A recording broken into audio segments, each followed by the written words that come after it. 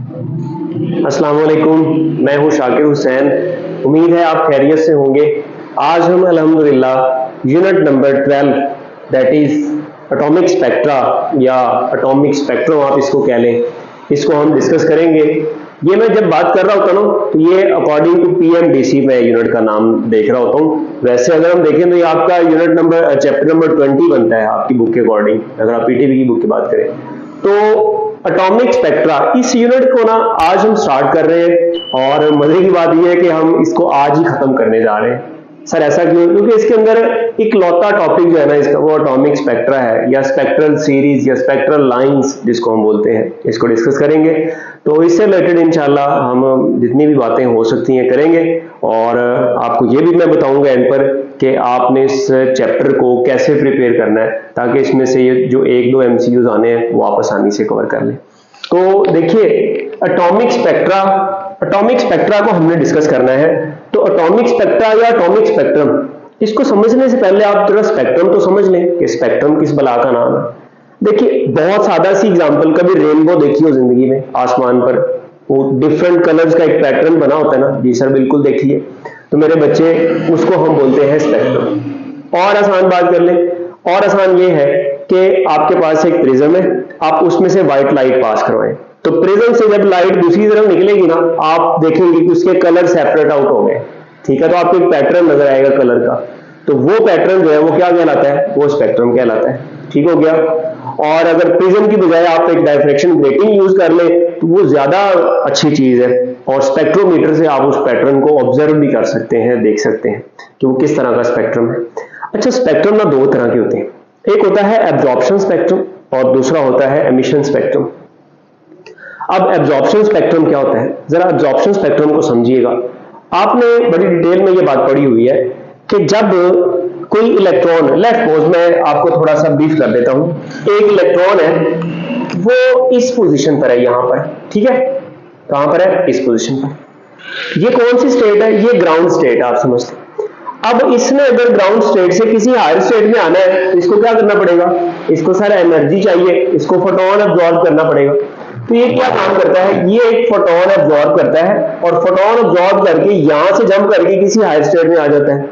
तो अब ये फोटोन जो अब्सॉर्ब कर रहा है इससे हमारे पास एक स्पेक्ट्रम बनेगा that is known as absorption spectrum. उसका मैंने यहां लिखा नहीं है, लेकिन अगर ये एक्साइटेड स्टेट में आ गया, लेट्स सपोज ये यहां आ गया था, फर्ज कर लेते हैं जस्ट फॉर एग्जांपल, ये यहां आ गया था, ये थर्ड लेवल है।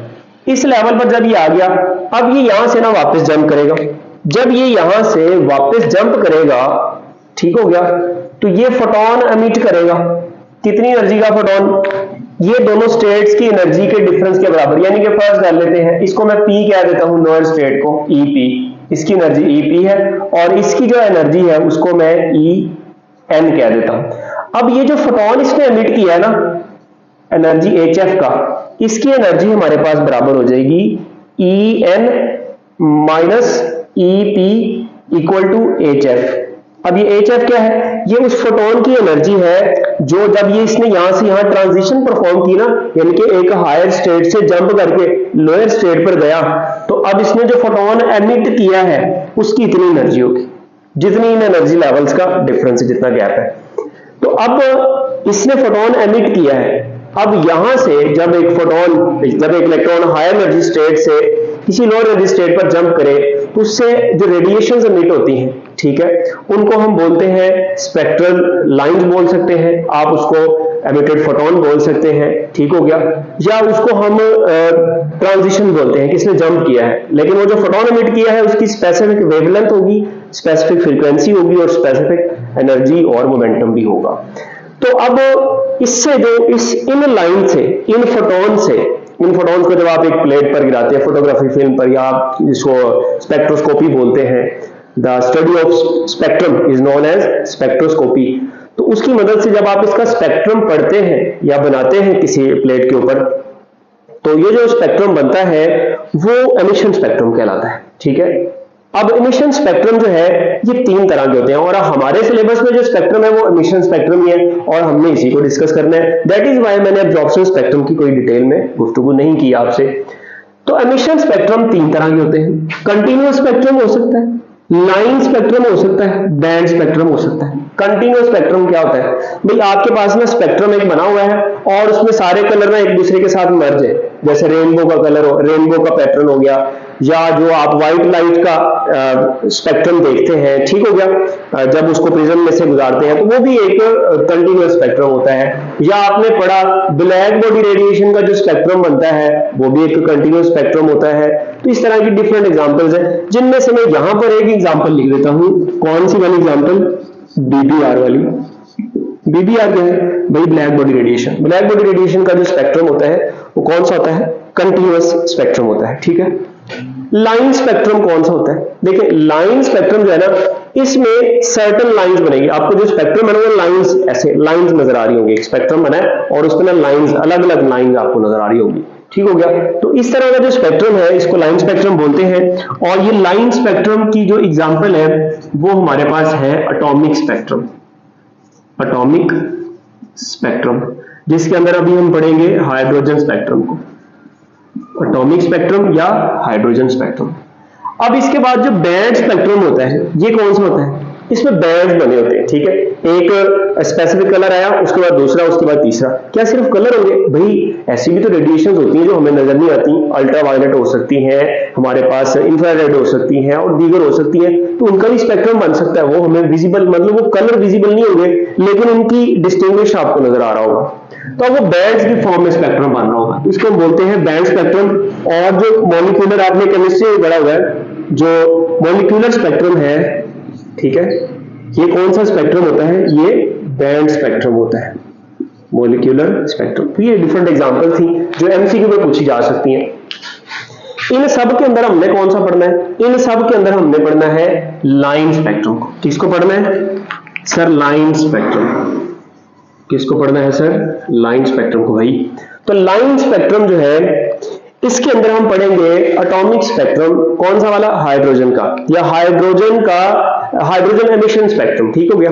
तो मैं यहां जस्ट इतनी सी बात लिख देता हूं, हाइड्रोजन स्पेक्ट्रम, ठीक है, या hydrogen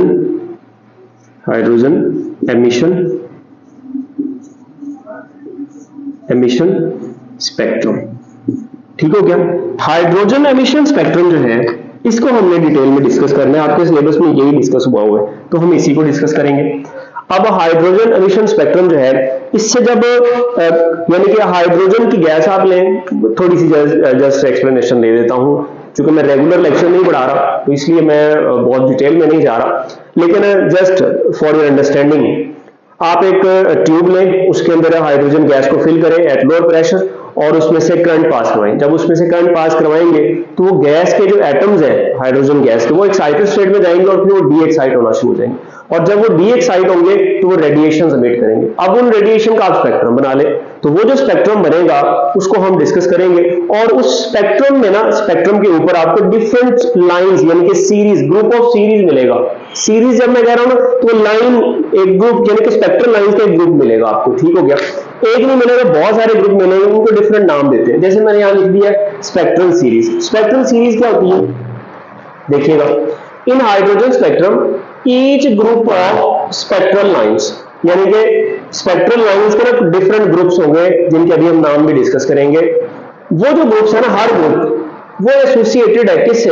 to electron transition, electron की ट्रांजिशन से, from certain to certain energy state. यहां मैं लिख देता हूं टू सर्टन एनर्जी स्टेट, यानी कि जो इलेक्ट्रॉन ट्रांजिशन करेगा, जंप करेगा किसी भी हायर एनर्जी लेवल से, वो एक खास एनर्जी लेवल में जंप करेगा। यानी कि अगर फर्स्ट में कर रहा है तो सारे जंप, चाहे वो थर्ड से कर रहा है, चाहे वो फिफ्थ से कर रहा है, चाहे वो किसी भी हायर एनर्जी लेवल से जंप करे, तो उसमें, जैसे मैंने आपके सामने एक डायग्राम बनाई है, देखिएगा जरा।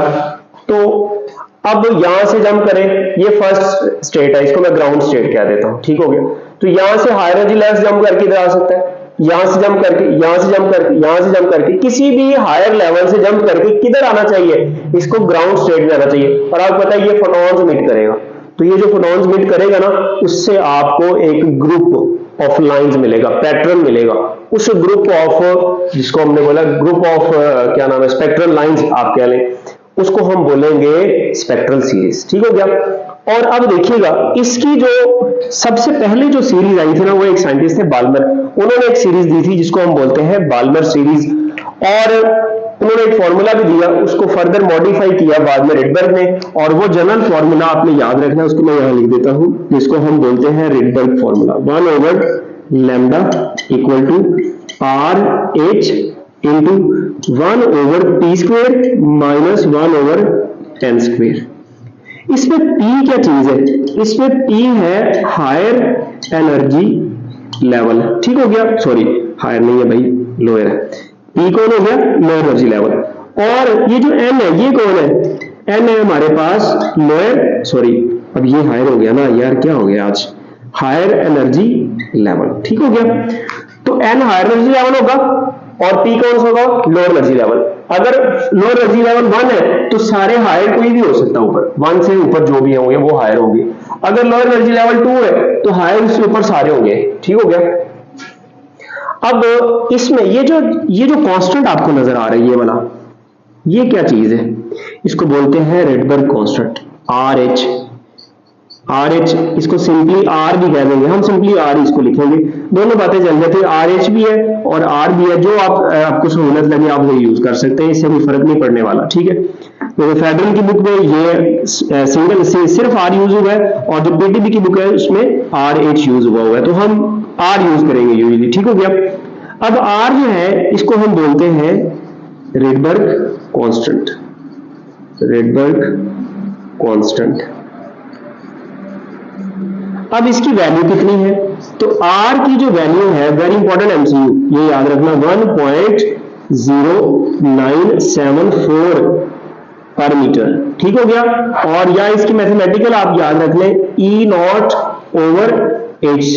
ठीक है, E0 होता है 13.6 और H और C आपको पता है H प्लैंक्स कांस्टेंट है और C स्पीड ऑफ लाइट है 3 × 10⁸। ये सारी वैल्यूज पुट करके हमने ये आंसर निकाल लिया। यहां से MCQ आ जाता है, what is the dimension of Rydberg constant? तो आप बता देंगे सर L-1, ये पर मीटर है ना इसका यूनिट, तो L-1 आ जाएगी, या सिंप्लीफिकेशन के लिए आप इसको 1.09 भी यूज कर सकते हैं। ठीक हो गया। बाद सिर्फ 1 भी यूज कर लेते हैं जब आप कैलकुलेशन कर रहे हो ना, सिर्फ सिंप्लीफिकेशन के लिए। ठीक हो गया। एक्चुअल में ये वैल्यू आपने याद रखनी है रिडबर्ग कांस्टेंट। अब हम बात कर रहे थे स्पेक्ट्रल सीरीज की। अब स्पेक्ट्रल सीरीज जो हमारे सिलेबस में वो 5 तरह की हैं। अब वो कौन कौन सी है 5, जरा देखिएगा। वो डिपेंड करता है कि इलेक्ट्रॉन किसी भी हायर एनर्जी लेवल से जंप करके किस एनर्जी लेवल में आ रहा है। मिसाल के तौर पर पहली बात देखते हैं, ये देखिएगा जरा, आपके सामने मैंने सबसे पहले लिखा हुआ है, ये देखें, ये हमारे पास है 1। ठीक है, क्या इसको बोल देते हैं 1। ये फर्स्ट एनर्जी लेवल है जिसको हमने ग्राउंड स्टेट भी कहा, मैंने इसको 1 2 3 4 ऐसे 6 और नाम भी दे दिए। तो इलेक्ट्रॉन किसी भी हायर एनर्जी लेवल से जंप करके कहां आए? 1 में, यानी कि ग्राउंड स्टेट में आए। तो इससे जो फोटॉन्स इमिट होंगे और उससे जो आपको स्पेक्ट्रम मिलेगा, या एक स्पेक्ट्रल सीरीज यानी कि स्पेक्ट्रल लाइंस का जो ग्रुप मिलेगा, उसको हम बोलेंगे लाइमन सीरीज। क्या बोलेंगे? Lyman series. यहां मैं लिख देता हूं लाइमन सीरीज। ठीक हो गया, सीरीज। तो अब सबसे पहले मैंने कौन सी सीरीज की बात की है सर? आपने सबसे पहले बात की है लाइमन सीरीज की। यहां मैं लिख देता हूं लाइमन सीरीज। ठीक हो गया। अब ये कब है? जब आपके पास जो P है, P कौन है सर? P भाई अभी तो बताया lower energy level. Lower energy level कौन है? 1। तो P की जगह आपने क्या लिख दिया? 1 लिख दिया। ठीक हो गया। अब N क्या होगा? देखें N क्या होगा? क्या N 1 होगा? नहीं भाई, 1 नहीं होगा, 1 से ऊपर सारे होंगे, चाहे 2 हो जाए, चाहे 3 हो जाए, चाहे 4 हो जाए, चाहे 5 हो जाए, और इंफिनिटी तक जाएंगे। ठीक हो गया। तो N में यहां लिख देता हूं, N क्या है हमारे पास? 2 3 4 and so on up to infinity. ठीक हो गया यहां पर। या मैं अगर जनरल बात करूं ना, तो आप n जो है वो ग्रेटर देन 1 लिख सकते हैं, यानी कि 1 नहीं होना चाहिए, ग्रेटर देन 1। इक्वल नहीं साइन लगा रहा, ग्रेटर देन 1 मैं नीचे अभी लिखूंगा बाकियों के लिए। ठीक हो गया। तो अब तो यहां से जो फोटॉन्स एमिट होंगे अब वो किस रीजन में लाई करेंगे?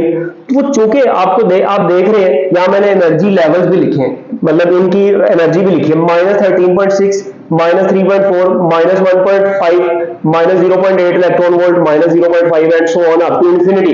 इंफिनिटी वाले की एनर्जी कितनी हो जाएगी? 0। मुझे एक सवाल बताएं, ये -13.6 इलेक्ट्रॉन वोल्ट ज्यादा एनर्जी है या ये इंफिनिटी पर 0 इलेक्ट्रॉन वोल्ट ज्यादा एनर्जी है? कौन सी ज्यादा एनर्जी है? आप कहेंगे सर 0। तो आप बिल्कुल ठीक कह रहे हैं, शाबाश, क्योंकि ये नेगेटिव में है ना, तो ये लेस है। इसका मतलब ये होता है कि इलेक्ट्रॉन अगर यहां पर है ना, तो उसके पास इतनी एनर्जी की कमी है।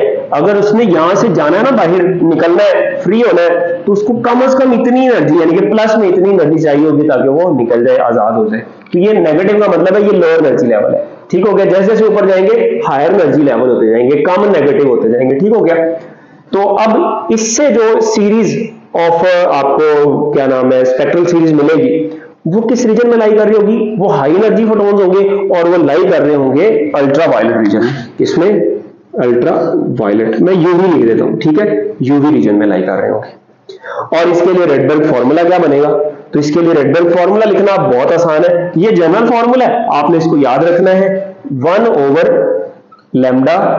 Equal to r into 1/1 square minus 1/n square. ठीक हो गया? बात समझ आती है कि नहीं? 1 स्क्वायर का मतलब है 1 जो है ये इसका p है, तो p हमारे पास 1 आ गया, और n जो n की जगह कुछ भी आ सकता है, 2, 3, 4, 5, 6 अप टू इंफिनिटी। ये लैम्डा मिनिमम, लैम्डा मैक्सिमम, ये भी हम बाद में बातें करेंगे, फिलहाल इतनी बातें करते हैं, इसको मैं बाद में आपसे डिस्कस करूंगा। तो अब देखें, पहली बात होगी, अब दूसरी जो सीरीज हमारे पास आती है उसका नाम है जनाबे वाली बाल्मर सीरीज। क्या नाम है उसका? Balmer series. Balmer series. अब जो बाल्मर सीरीज है उसमें कहां ट्रांजिशन होगी? तो मेरे बच्चे याद रखिएगा, उसमें जो ट्रांजिशन होगी वो सेकेंड एनर्जी लेवल में होगी। ठीक हो गया? इस n इक्वल टू 2 आप कह देंगे, p जो है हमारे पास 2 आ गया। ठीक हो गया? कहीं भी किसी भी ऊपर हायर एनर्जी लेवल से इलेक्ट्रॉन जंप करके कहां आएगा? सेकंड एनर्जी लेवल में, इधर आएगा। तो उससे जो फोटॉन्स एमिट होंगे ना, वो आपको एक ग्रुप ऑफ लाइंस दे रहे होंगे, और उस ग्रुप ऑफ लाइंस को हम क्या नाम देंगे? उसको हम नाम देंगे बाल्मर सीरीज का। ठीक हो गया? ये कौन सी सीरीज है? ये है सर बाल्मर सीरीज। ठीक हो गया? यहां लिख दूं? जी सर लिख दें, बाल्मर सीरीज। ठीक हो गया? तो बाल्मर सीरीज जो है ये अल्ट्रा वायलेट से, इसके जो फोटॉन्स है उनकी एनर्जी अल्ट्रा वायलेट से कम होती है। अच्छा, अगर अल्ट्रा वायलेट से कम होती है तो उसके बाद कौन आता है? अल्ट्रा वायलेट से कम एनर्जी वाले कौन सा फोटॉन्स होते हैं? आप सर विजिबल रीजन में होते हैं, हमने कल मतलब दोनों मॉडर्न फिजिक्स में पढ़ा था। तो अब यहां पर ये जो लाई करेगा ये किस रीजन में होगा? ये विजिबल, यानी कि यहां से जो सीरीज आपको मिलेगी वो विजिबल रीजन की मिलेगी, और आपको विजिबल लाइंस स्पेक्ट्रम पे मिलेंगी। और इनके लिए p की वैल्यू क्या होगी? तो इनके लिए जो p की वैल्यू होगी वो हम समझ सकते हैं 2 होगी, और n कितना होगा? मैं n लिख देता हूं, ग्रेटर देन 2 होगा।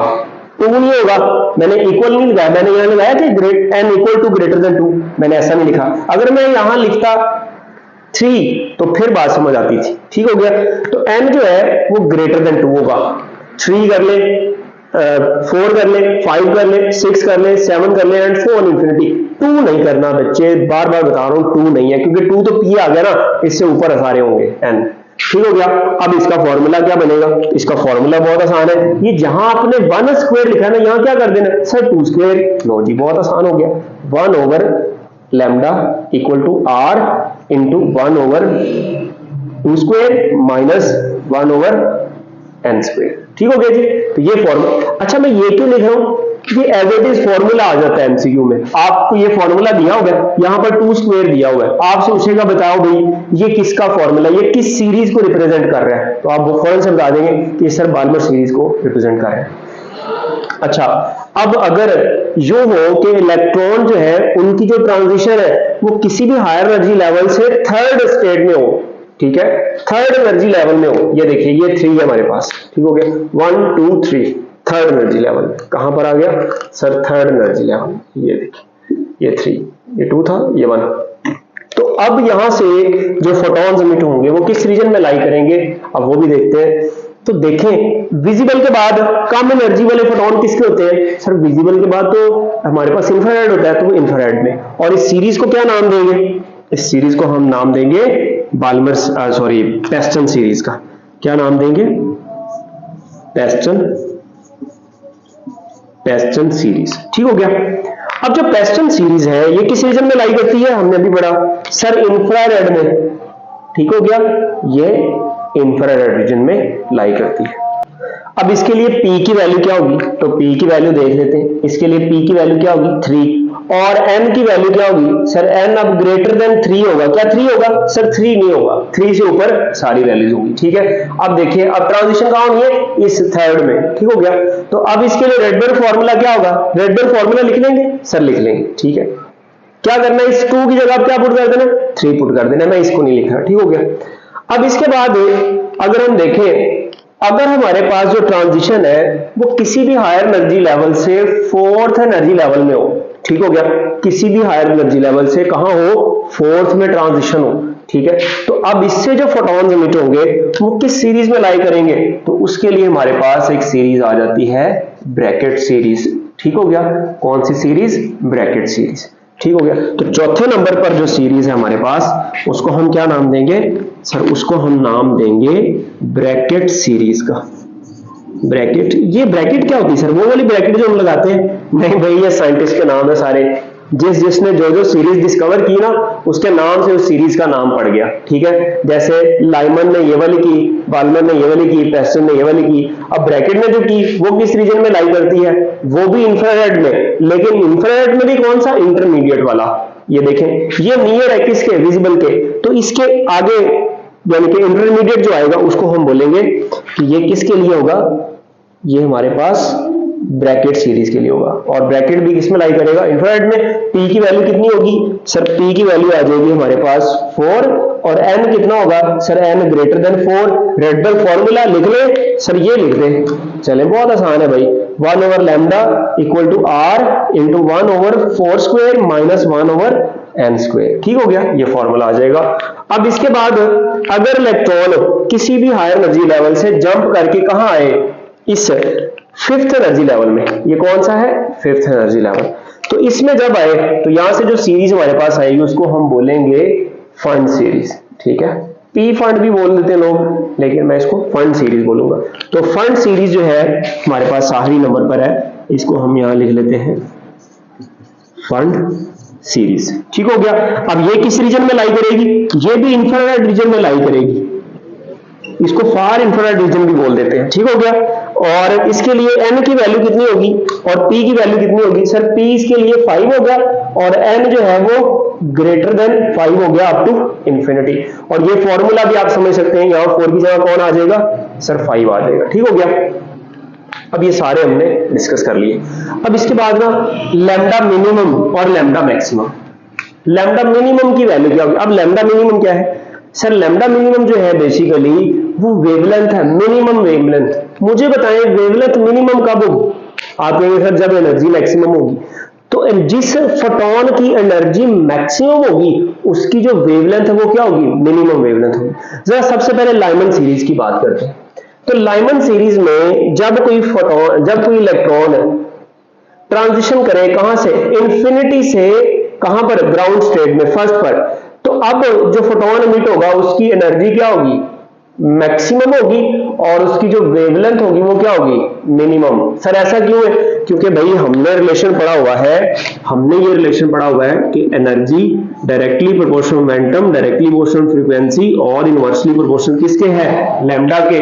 तो अगर हाई एनर्जी से यानी कि एनर्जी का डिफरेंस ज्यादा है तो इसका मतलब जो फोटोन इमिट होगा उसकी एनर्जी भी ज्यादा होगी, उसका मोमेंटम भी ज्यादा होगा, उसकी फ्रीक्वेंसी भी ज्यादा होगी और उसकी वेवलेंथ क्या होगी? Minimum.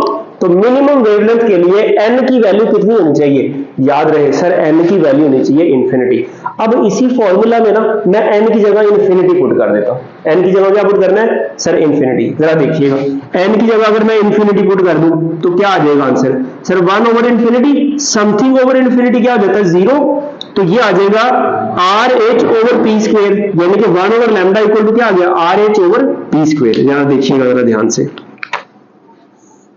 1 over lambda equal to RH over P square हो गया।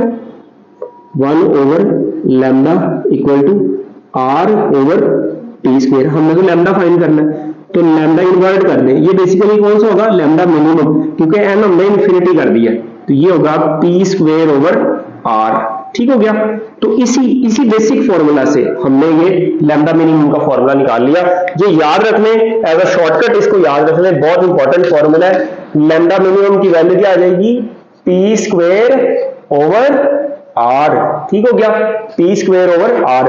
अब यहां से मुझे बताएं लाइमन सीरीज के लिए लैम्डा मिनिमम कितना होगा।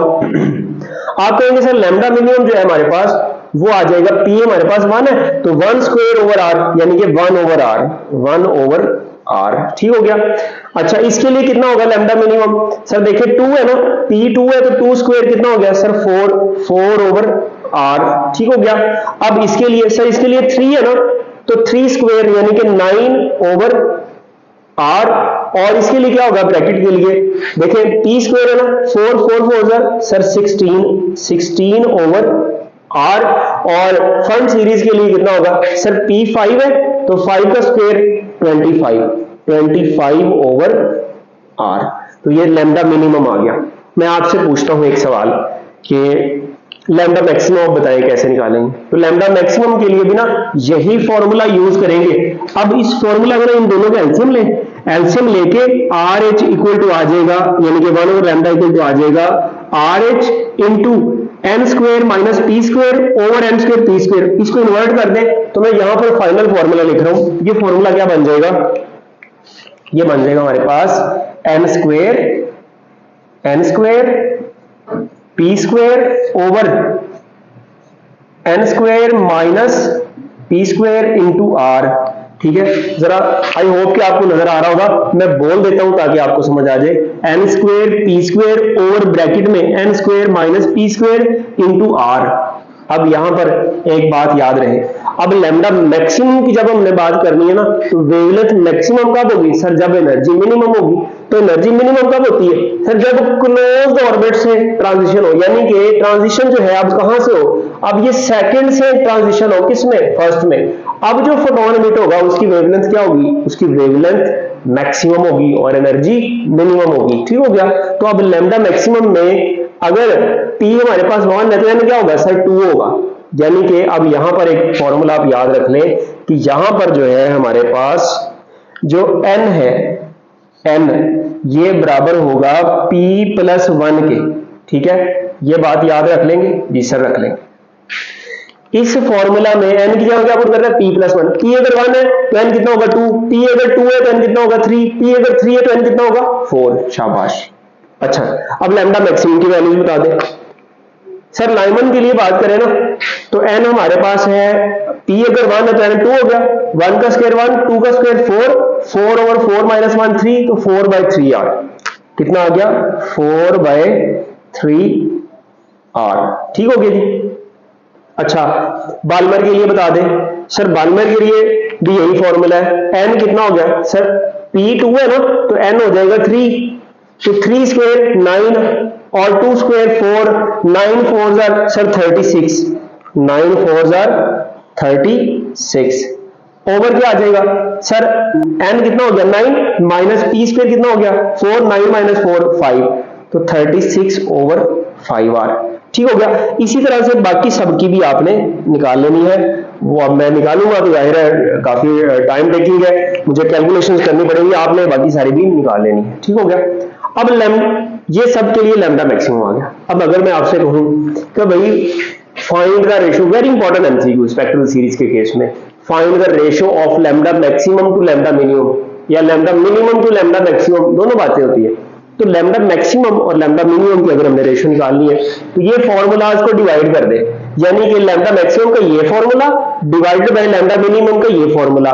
जब आप इनको डिवाइड करेंगे ना, इसको ऊपर रखें, P square over R square, P square over R square, ये दोनों कैंसिल हो जाएंगे, सिर्फ N square over N square minus P square बच जाएगा। मैं यहां लिख रहा हूं, जरा देखिएगा क्या बच जाएगा, N square over N square minus P square. ये जनरल फॉर्मूला आपने याद रख लेना है, N square over N square minus P square. तो अब देखिएगा, अब लैम्डा मैक्सिमम की वैल्यू कैसे हम फाइंड करेंगे? देखिए n कितना है, अब यहां फिर याद रहे ये n p+1 है, n किसके इक्वल है? यहां से n बराबर है p+1 के, यहां पर भी ठीक हो गया। अगर p हमारे पास लाइमन सीरीज की बात करें, p1 होगा तो n कितना होगा सर? 2 होगा। चलिए हम बात करते हैं n कितना होगा लाइमन के लिए सर? 2 होगा। p कितना होगा सर? 1।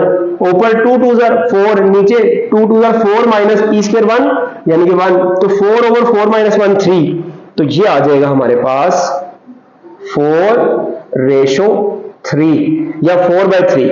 मैंने ये याद किए हुए, बहुत आसान है। यहाँ 3 आ गया ना, अब यहाँ 5 आ जाएगा। 5 के बाद यहाँ पर जो है क्या नाम है, पैस्टन के लिए 7 आ जाएगा, और यहाँ पर जो है क्या नाम है, ब्रैकेट के लिए ये आ जाएगा 9, और फिर लास्ट में जो फन सीरीज है उसके लिए ये आ जाएगा 11। अब 5 + 4 कितना हो गया सर? 9 हो गया। 7 + 9 कितना हो गया सर? 16 हो गया। 9 + 16 कितना हो गया सर? 25 हो गया। 11 + 25 कितना हो गया सर? 36 हो गया। तो ये बहुत आसानी से मैंने लैम्डा मैक्सिमम और लैम्डा मिनिमम, अगर आपने लैम्डा मिनिमम और लैम्डा मैक्सिमम निकालनी है तो इन्वर्ट कर दें। मेरा आपसे एक सवाल है जल्दी से, सवाल ये है, बहुत इंपॉर्टेंट, बहुत मजे का सवाल है। Find ratio of first member, ratio of first member of Lyman series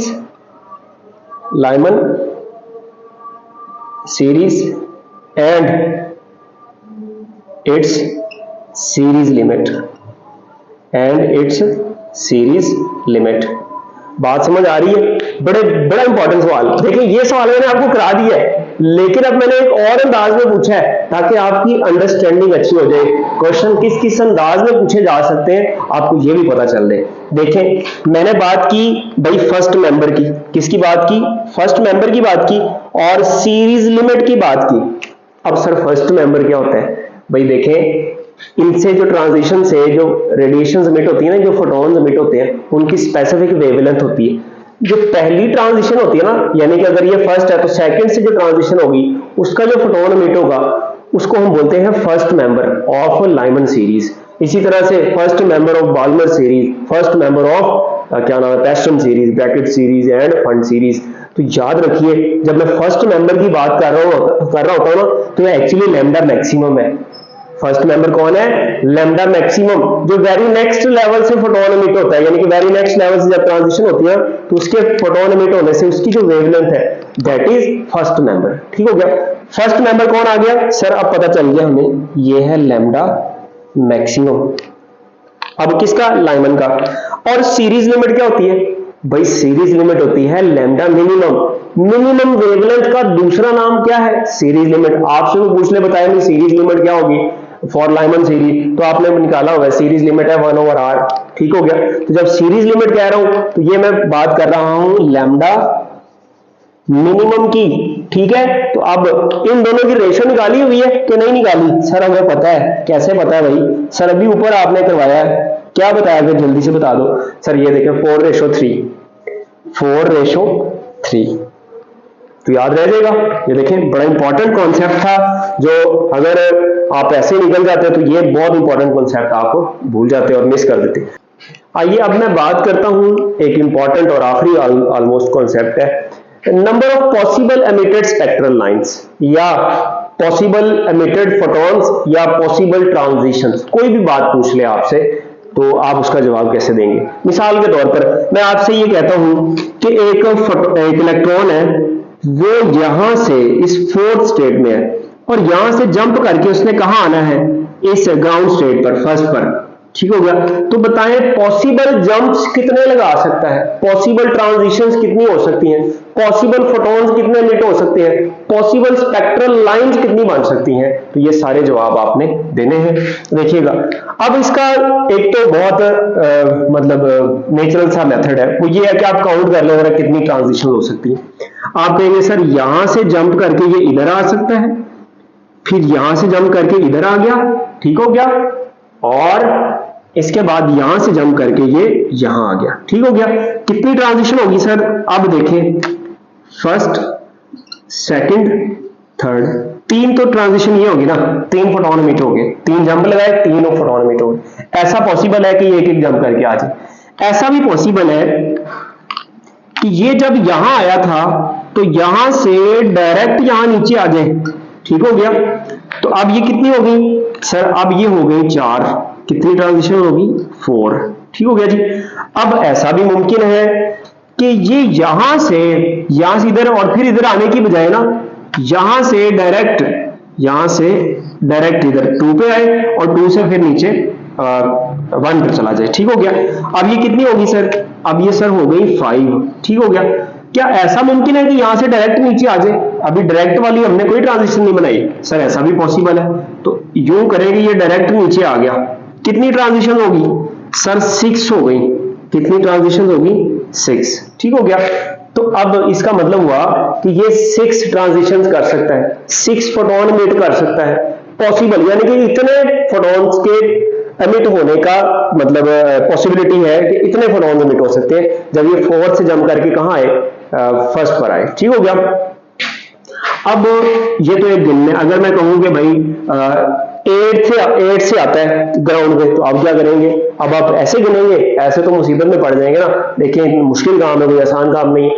तो इसके लिए ना हम एक जनरल फॉर्मूला लिखते हैं। और मैं आपको बता दूं, यहाँ जो शॉर्टकट है ना, ये आपने लाजमी याद रखने हैं। यूजुअली मैं शॉर्टकट को इतना इनकरेज नहीं करता, लेकिन इसके शॉर्टकट लाजमी याद करने हैं, बहुत इंपॉर्टेंट है। तो देखिएगा, इसमें हमारे पास जो जनरल फॉर्मूला है, मैं यहां लिख देता हूं, number of possible spectral lines. तो वो उसका फॉर्मूला क्या है, याद रखिएगा, वो होगा n2 minus n1 into n2 minus n1। लिख दिया 2 दफा, यहां +1 करके ना ओवर 2 कर देना है। n2 minus n1 into n2 minus n1 +1 करके ना इस ब्रैकेट में ओवर 2 कर देना है। अब यहां देखें, n2 कौन होगा? याद रखिएगा, n2 हमारे पास होगा हायर एनर्जी लेवल, और n1 कौन होगा सर? n1 तो अब अंडरस्टूड है ना, n1 सर होगा लोअर एनर्जी लेवल, ठीक हो गया। अब देखिएगा जरा, वैल्यूज पुट करें इस फॉर्मूला में। देखें इस फॉर्मूला में n2 क्या है सर? n2 4 है, n1 क्या है सर? 1 है। चले वैल्यूज पुट करते हैं, इसी फॉर्मूला को यूज करते हैं। ये आ जाएगा हमारे पास, n2 कितना है sir? 4 minus 1 into 4 minus 1 plus 1 over 2, कितना हो गया जी? 4 minus 1 sir 3 into minus 1 plus 1 गायब हो गया, कितना बच गया सर? 4 ओवर 2, 3 4 12, 12 ओवर 2 कितना होता है सर? 6। तो देखिएगा जरा, 6 ट्रांजिशंस नहीं आ गई, बहुत आसान काम नहीं होगा। ये जनरल फॉर्मूला है। जनरल फॉर्मूला ये कह रहा हूं कि जरूरी नहीं है कि 1 में आए, ठीक है, किसी भी हायर एनर्जी स्टेट से किसी भी दूसरी लोअर एनर्जी स्टेट पर आ जाए तो आप यही फॉर्मूला लगाएंगे। जैसे मैं आपसे ये कह देता हूं कि n2 जो है आपके पास 6 है और n1 जो है ये आपके पास 2 है। जल्दी से बताएं पॉसिबल ट्रांजिशंस या पॉसिबल इमिटेड फोटॉन्स कितने हो सकते हैं? आप ये सॉल्व करके बताएं कितना आएगा। लेकिन सम टाइम मैं बता देता हूं आपकी इंफॉर्मेशन के लिए कि अगर किसी भी हायर एनर्जी स्टेट से ग्राउंड स्टेट में आए, ठीक है, तो उस वक्त जो पॉसिबल ट्रांजिशन है उनका फॉर्मूला ये भी लिखते होते हैं। इसकी बजाय ना ये लिख देते हैं n into n minus 1 over 2, ठीक हो गया। ये फॉर्मूला भी यूज कर सकते हैं, लेकिन ये कब है? ये तब है जब कहां जंप हो, यानी कि लोअर एनर्जी लेवल जो है ये कौन सा हो? ये 1 हो, ठीक हो गया। फर्स्ट में है, ग्राउंड स्टेट पे, सिर्फ ये इस केस में, तो इसलिए ये जनरल फॉर्मूला याद रखें और इसी को आगे यूज करते रहें। अब इसके बाद ना मैं आपसे एक एमसीक्यू पूछता हूं। एमसीक्यू बहुत आसान है, देखिएगा।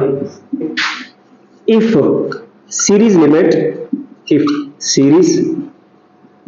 Limit for Lyman series is 20 angstrom, कितनी है जी? 20 angstrom. Find series limit for Balmer series. Balmer सीरीज के लिए सीरीज लिमिट की वैल्यू फाइंड करें। सीरीज लिमिट का बताना अभी बताया मैंने क्या होती है। सर क्या होती है भाई? Lambda minimum. अच्छा, पहले सीरीज लिमिट यानी कि लैम्डा मिनिमम किसके लिए? सर लाइमन के लिए। जरा देखते हैं वो क्या होती है। सर लैम्डा मिनिमम का फॉर्मूला होता है, मैं यहाँ एल लिख देता हूँ, यानी कि लाइमन सीरीज, वो होता है पी स्क्वेयर ओवर आर। याद है जी? सर बिल्कुल याद है। पी कितना होता है लाइमन में? सर 1 होता है, 1 ओवर आर। तो 1 ओवर आर कितना दिया है? Sir 20 angstrom. 20 एंगस्ट्रॉम, ठीक हो गया। 1 ओवर आर की वैल्यू कितनी आ गई? 20 एंगस्ट्रॉम। अब बात करते हैं कि भाई यही वैल्यू जो है, क्या नाम है, लैम्डा मिनिमम या सीरीज लिमिट बाल्मर के केस में क्या होगी? तो इसके लिए आप यूज करेंगे लैम्डा मिनिमम इंटू बी लिख देता हूं। अब वो आ जाएगा पी स्क्वायर ओवर आर, वही फॉर्मूला, जनरल फॉर्मूला वही यूज करना है। पी कितना है? सर उस केस में पी 2 होता है। शाबाश। तो 2 2 4 ओवर आर। तो अब देखें 1 ओवर आर की वैल्यू कितनी है? सर 1 ओवर आर की वैल्यू 20 है, यानी कि मैं इसको लिख सकता हूं ना 4 इंटू 1 बाई आर। क्या नहीं लिख सकता? सर बिल्कुल लिख सकते हैं। शाबाश। यहां वैल्यू पुट करते हैं, 4 आ गया एज इट इज, और 1 ओवर आर की जगह कौन आ गया? Sir 20 angstrom. ठीक हो गया। तो अब कितना आ जाएगा? सर 80 एंगस्ट्रॉम या 80 क्रॉस 10 पावर माइनस 10 मीटर। ठीक हो गया। तो ये लैम्डा मिनिमम यानी कि सीरीज लिमिट होगी किसके केस में? बाल्मर सीरीज के केस में। अब मैं आपको एक एमसीक्यू देता हूं, और ये एमसीक्यू आपने खुद करना है। हमारा लेक्चर काफी लेंथी हो गया है। एमसीक्यू ये है, वो आपसे कहता है कि एन जो है ना, ये हमारे पास है 4 और पी जो है ये हमारे पास है 2। तो बताएं वेवलेंथ कितनी होगी? अब जनरल फॉर्मूला है। अब क्या यूज करेंगे? अब आप रेडबर्ग फॉर्मूला यूज करेंगे। क्या यूज करेंगे? Rydberg formula.